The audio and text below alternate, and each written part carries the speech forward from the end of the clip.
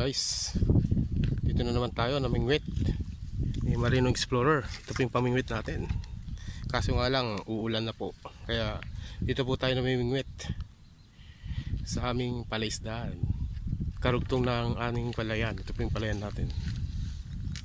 Ayan na po yung malakas na ulan mga kamarino.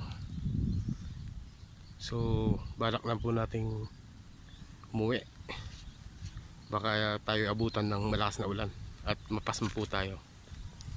Ito lang po yung nakuha natin sa ngayon.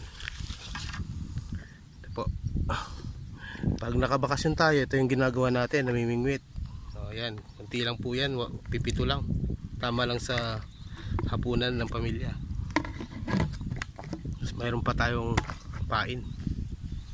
So ito po yung ulap na napaka itim po, oh. Kikita nyo po yan. So pag bumagsak po yan, alam na this. Ito po yung palayan natin.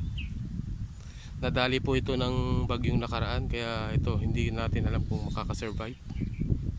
Tapos ito yung pinamimingwitan namin mga kamarino. Sa ngayon konti lang po nakuha natin. So sa susunod na araw na naman po tayo mamimingwit. So ang ganda ng tanawin po kamarino. Yan po yung bundok ng Zambales. Yan po ang ganda ng view. So ang ganda din po ng view ng kalangitan. Oh, para po siyang may may drawing, oh.